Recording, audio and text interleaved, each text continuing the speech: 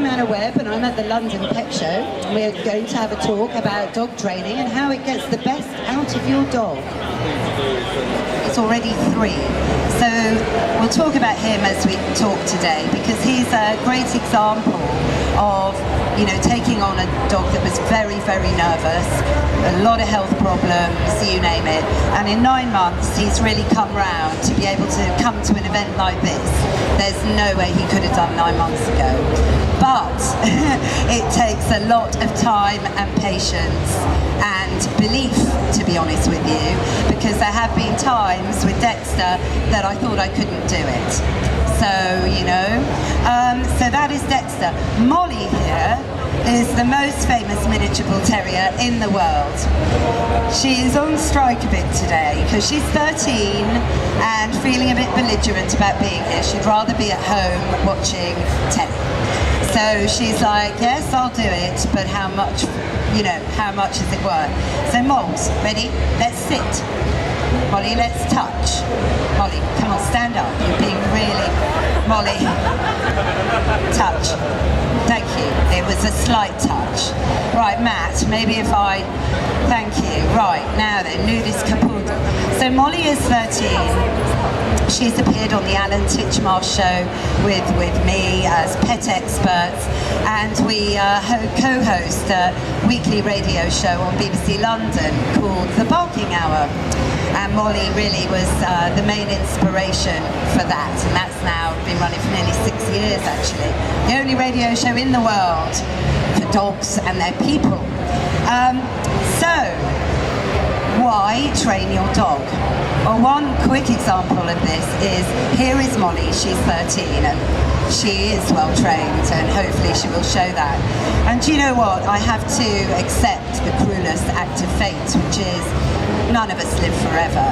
And her lifespan at 13, we've done well. I hope it's going to be a bit more, but and it's really horrible.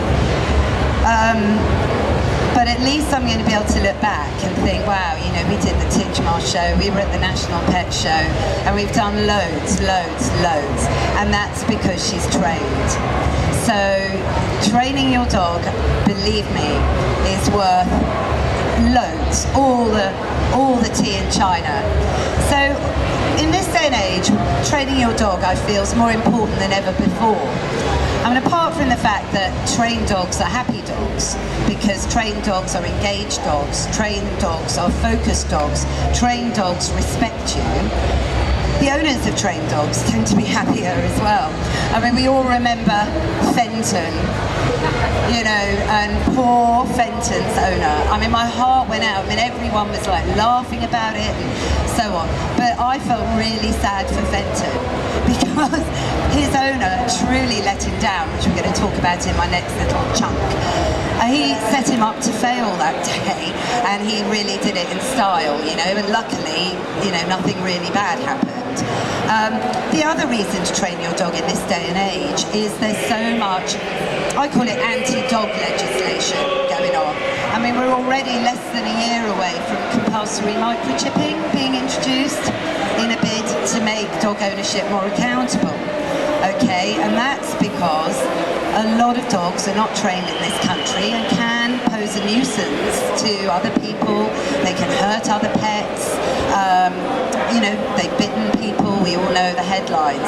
So last October, there were new PCN notices introduced, so that, you know, there are ASBO dogs now, you know, and you have to make sure your dog doesn't become a statistic. The other and the most important reason for me to train your dog is that it's just loads of fun, and it develops a channel of communication between you and the dog, because, you know, how else do you communicate with your dog? Because dogs don't speak English. You know, and that's why dogs live all around the world speaking lots of different languages.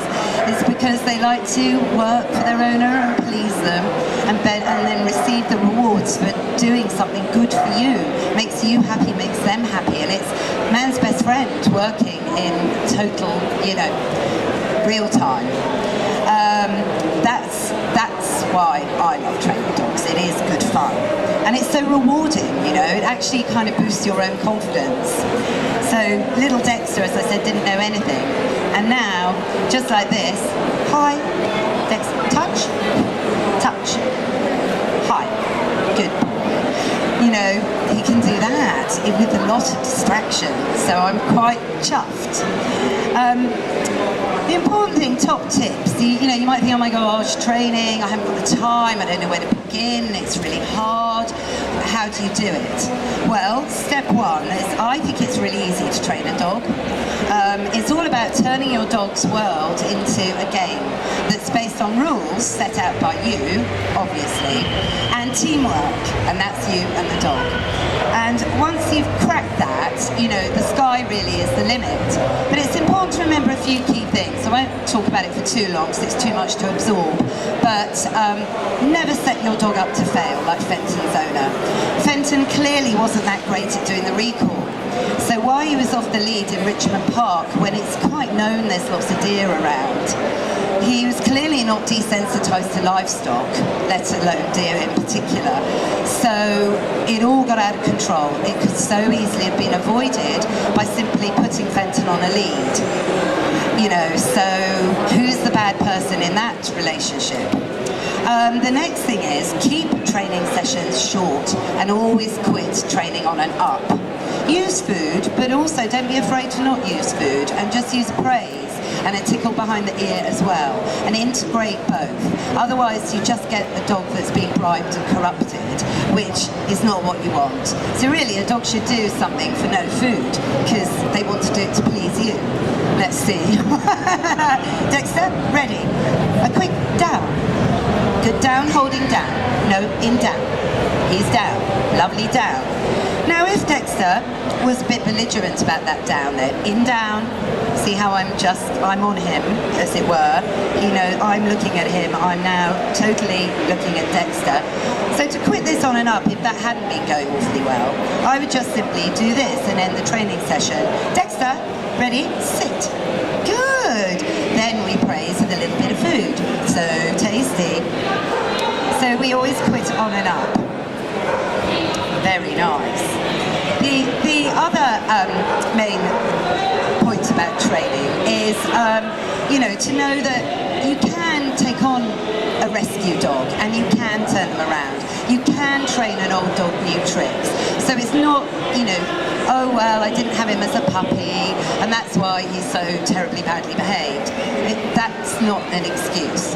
I mean, obviously, if you're blessed to have a puppy brought into, you know, your life, it's a privilege, and you have this remarkable window of opportunity with a puppy. So you take them home in about 8 weeks. Now, a lot of science now says that a puppy will learn everything. It's never going to forget, right? Everything, good and bad, by 20 weeks. So that really gives a new puppy owner only, 3 weeks to instill the basics. I mean, we're not talking about creating an obedience champion, but we are talking about teaching the sit, the down, the general principles of walking on a lead, to heel, and so on. And then in that wonderful window that is the formative years, you can get an idea of what your dog is like. Because just because your friend's got a cockapoo and it behaves in certain ways, in certain situations, it bears no grounding to what your cockapoo might be like, because every dog is born with its own genetic makeup and imprint. So your friend's dog might be really calm, yours might be completely off the graph hyper. So in fact I'm training one of those at the moment. And talking of him in my head, another thing you must never do, top tips for training, is be too negative, you know, try and turn everything into a positive game. For example, naughty, boisterous young cockapoo is obsessed with the smell around by the kitchen cabinets last week. Owner starts to go, Bonzo, no, no. And I'm like, no. Call him to you, turn it into a game, get his attention away from the nice smell, because you're more important than that nice smell. And we did that and it worked. And then that's also training the recall, which has to begin in your kitchen. Okay, many people take the step to let them off the leads in the park. Molly's dead. No, you're not really.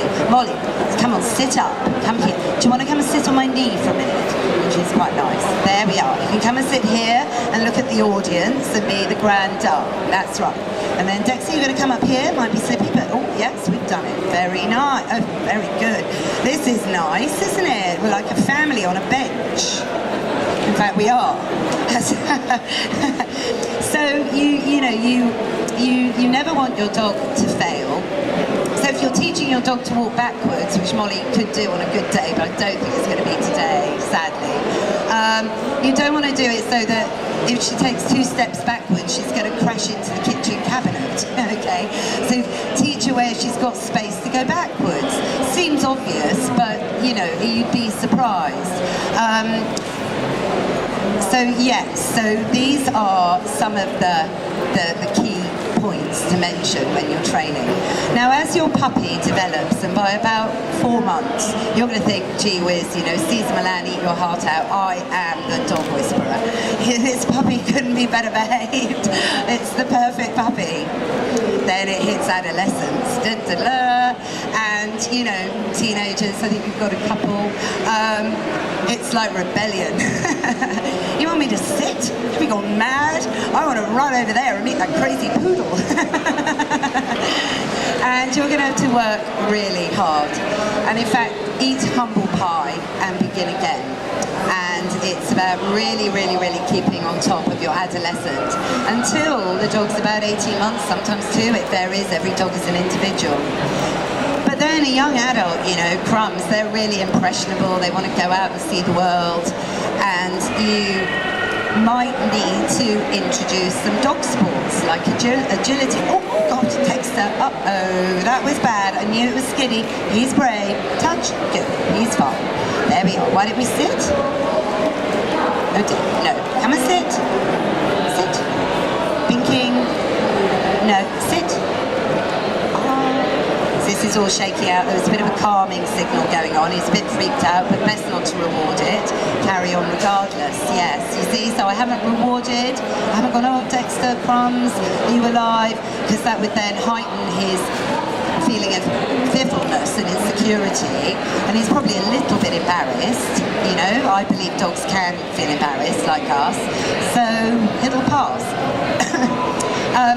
So there's dog sports to do, obedience work, there's fly ball, there's all sorts of things you can do to engage your dog. And the reason why you're doing that is to build the focus between you and the dog.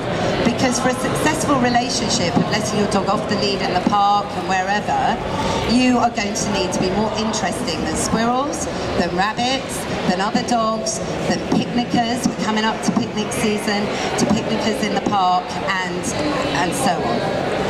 Now, a big bugbear of mine is talking too much to your dogs. Because dogs are pre-programmed to communicate to one another using body posture and eye contact. So often I hear clients going, sit, Bonzo, sit, sit, Bonzo, sit. I'm like, look, one sit and wait. He knows we've taught Bonzo sit. He's just testing you. So patience, breathe and believe in your dog. Try and work on hand signals, okay? Because one day your dog, like Molly, might be deaf, because Molly is absolutely stone deaf. Don't do that, not in public. This is serious. It's really hard when they go deaf, actually, and it took me ages to work out what was actually wrong, because she went really downhill and closed off, and I just couldn't figure it out until I realised she was deaf. But that's okay, because her sense of smell is beyond anything. All dogs' sense of smell that makes her be able to work out what's going on. She knows she's at the London Pet Show, and it's quite nice she can't hear me banging on, you know. Now, if Molly will do something which would be rather great, we're going to see if she'll speak on command to a hand signal. Drum roll. Okay, Molly. Oops. Noodles. Okay, yeah, cool, thank you. Right, Molly, what's this? You want some? So with the ball terrier, you've got to let them know there's collateral in this negotiation, otherwise you stand no chance. If she were a border collie, it would be a different issue. It would be go, yeah, come on, I want to do it, I want to please you because I'm a border collie and I'm really highly strung and I've got to be doing something the whole time. But Molly isn't one, so ready? Nudis, speak. Molly, will you sit? Excuse me. Nudis, speak. Okay, that was good. We did a bit. Alright, we'll come back to it. But anyway, normally she does it really well. Naughty nude. Yes. So a hand signal, you know, and cut out the sit. It's totally superfluous to requirements. So those are top sort of techniques, right? As you know, you're working through your adult dog, taking him to agility. Then your dog suddenly, before you know it, has become a senior. And at that point, you know, the dog maybe isn't as mobile as it was before. You have to preempt arthritis, you have to preempt a bit of senile dementia, because actually dogs do get it as well. So you've got to try and stop the brain degenerating, and as we know for us, you know, we do crosswords and what have you, and mental games. If you've trained your dog's tricks earlier on, now you're going to be able to use them to, you know, the best to get your dog to speak on command on a regular basis in a live environment, and or do some spins and twists, which she isn't going to do. She's going to do a touch, which is actually, while we're at it, touch is such an amazing, so easy thing to train that basically enables you to never give your dog a free treat. Because in the world of dog training, you don't give your dog free food, okay? They sit for their dinner until you tell them to go and take their meal, which is a very important thing, which I can explain in questions if that's not clear. And, you know, when they, and just don't just come home from work and go, oh, here's a bag of treats because I love you so much and I've been out all day. Get the dog to work for it. And touch, we'll demonstrate with Dexter, which might get Molly going. So, pink, ready, touch. Hi, which you've seen already. Then you go touch over here, touch over there. Very nice. Touch in the middle. Yes, and then we could do touch on the leg. Which isn't bad, is it really? You couldn't do this 9 months ago. And that's lovely, and then it's great for him to have a treat. He feels beefed up and his confidence has been boosted. And that's the other thing, you see. So for Dexter, training him has been essential, because when I got him, he was so nervous, he just sat in the corner and shook. I couldn't get him to engage with me at all. It was terrible. It was kind of awful, really awful. Then, bit by bit, because I ignored all his shaking and just let him get over himself, so to speak, we finally, after 3 months, got him into a sit. Well, who's we? Me and Molly got him into a sit, and then from there we've got a long way to go with him. So you can build a nervous dog's confidence with training, and you can also calm a dog down with training and have a boisterous dog under control, which, because of the anti-dog legislation, you know, I said a while ago, it's really important now. You know, 13 years ago when Molly was a puppy, there was the Dangerous Dogs Act, yes, but there was nothing else, you know, microchipping wasn't compulsory, and so on. So the world of living with a dog has changed, and we people really need to up our game, really, so that we don't let dogs down, we don't have another Fenton incident, and dogs and people have this great relationship. Yeah, so now it's time for a few questions. Oh, I should just say, if you want to find out more about me, I've got a website, annawebb.info, and happy to answer any questions, you know, over email, if you can't think of any now. But I hope there are some questions. So we've got a few more minutes. Well, I might try and get Molly to speak then, while you're all thinking about the... Okay, that's a really good question. Well, I'll demonstrate. So you have a treat, this is a bit of venison, and you hold it between your fingers, okay? And you just hold the treat in front of the dog and get the dog to touch. Okay, and bearing in mind dogs are normally a bit more enthusiastic, so I'll do it with Dexter. Dexter, very nice. I won't reward that because he knows how to do it.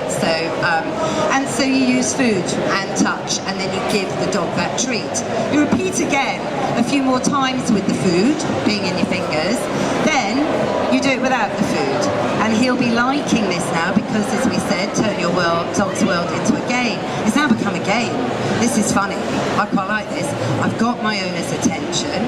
This is all I want, because that is actually all the dog does want. And you've got that going, and as that gets stronger, you can, sky's the limit. You can get the touch out here, binks, binks, touch, and hi. He particularly loves doing his hi, but he wants a reward, so I'm going to give him a big piece. That'll keep him chewing.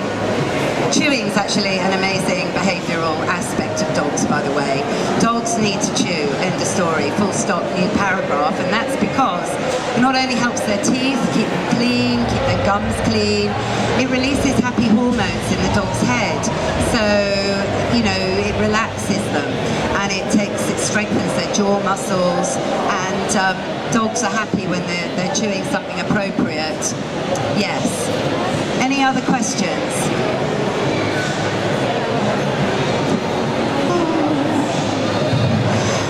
We'll edit this bit. If you're thinking, who's got a dog here?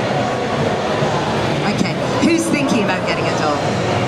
Right, okay. So what sort of dog are you thinking about getting? Sorry? Right, so good point, your home environment. You need to think about, what is my home environment?